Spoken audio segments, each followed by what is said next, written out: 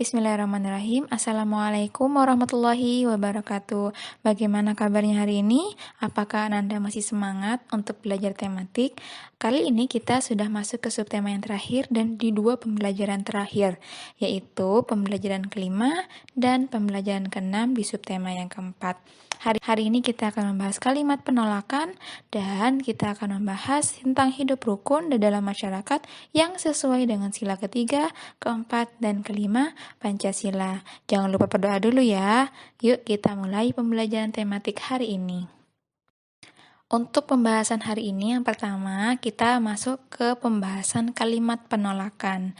Sudah kita bahas kemarin ya, coba Ustazah ingatkan. Kalimat penolakan biasanya terdapat kata tidak, kata maaf, dan kata lain kali di dalam kalimat penolakan. Nah, di dalam percakapan yang ada di layar, kira-kira apakah ada kalimat penolakan? Kalau ada, siapa yang mengucapkan kalimat penolakan? Kalau sudah tahu, kira-kira kalimat penolakan yang disebutkan itu adalah kalimat penolakan yang sopan atau tidak? Oke, untuk kalimat penolakan yang kedua, di sini kita baca sebuah kisah dulu ya. Kisah JJ si jerapah. Di padang rumput yang luas, hiduplah sekelompok jerapah. Ada jerapah bernama JJ dan Jojo. JJ bersifat sombong karena merasa tubuhnya paling tinggi. Sedangkan Jojo bersifat baik hati, tubuhnya tidak terlalu tinggi. Pada suatu hari, kakek jerapah meminta tolong pada JJ dan Jojo. Kakek jerapah minta tolong diambilkan daun segar. Namun, JJ menolak, tidak mau kek, saya sedang repot. Tapi kalau Jojo menolongnya dengan sekuat tenaga, mengambil daun segar untuk kakek jerapah. Suatu hari, JJ mendapat kesulitan. JJ jatuh, kakinya terjepit bebatuan. Teman-teman hewan lain tidak tega melihat JJ kesulitan. Mereka menolong JJ. Akhirnya, JJ sadar bahwa saling menolong antar teman itu penting. Nah, dari kisah si JJ ini, apakah kalian menemukan kalimat penolakan? Jika menemukan, seperti apa kalimatnya? Ya, kalimatnya adalah tidak mau kek, saya sedang repot. Nah, kira-kira kalimat tersebut kalimat yang sopan atau tidak? Tentu tidak ya. Kalau seumpama ada seseorang atau teman, orang tua meminta bantuan kita, segera kita menolongnya. Sekalipun tidak bisa kita mengucapkan kata yang sopan.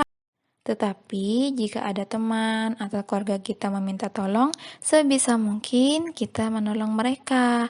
Karena kita hidup tidak sendiri, kita hidup bersama masyarakat, bersama keluarga, bersama teman. Jika suatu saat kita minta tolong, kita pasti butuh bantuan juga. Jadi sekali lagi, kalau teman kita ada yang mau minta tolong, segera kita tolong sebisa kita atau sebisa mungkin, ya. Oke, masihkah kalian ingat dengan percakapan antara Udin dan Made tadi?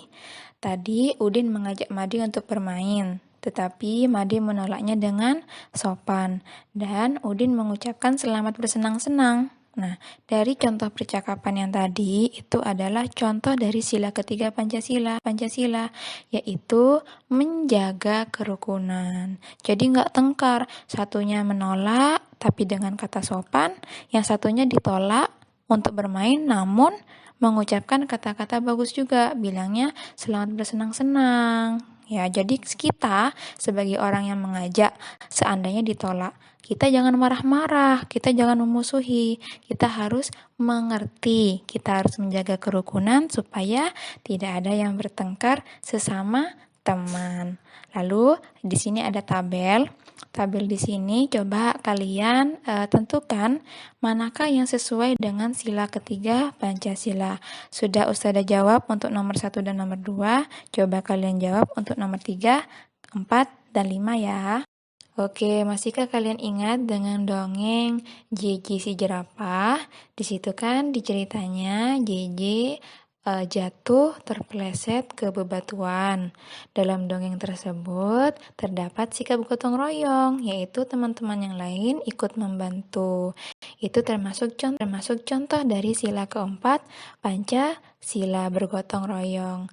Lalu juga terdapat sila kelima. Apa itu? Yaitu sikap adil dalam menolong orang lain. Jadi kita membantu orang yang memang membutuhkan.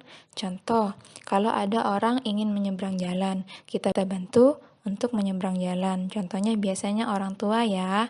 Tetapi kalau memang orang itu tidak ingin menyeberang jalan, ya kita tidak usah bantu karena dia tidak butuh untuk menyeberang jalan. Sampai di sini paham ya? Silakan kalian membantu orang yang membutuhkan. Nah, dari gambar yang ada di layar, di situ terdapat beberapa gambar. Silakan kalian cocokkan mana yang cocok dengan sila keempat dan mana yang cocok dengan sila kelima Pancasila. Mudah? Baik, sampai di sini dulu pembelajaran kita hari ini, pembelajaran tematik. Kali ini kita sudah membahas kalimat penolakan, bagaimana cara kita menanggapi orang yang menolak ajakan kita, dan kita juga sudah belajar tentang sila ketiga, keempat, dan kelima dalam hidup rukun dengan masyarakat. Semoga kalian paham ya dengan yang apa Ustazah jelaskan hari ini. Ustazah akhiri, wassalamualaikum warahmatullahi wabarakatuh.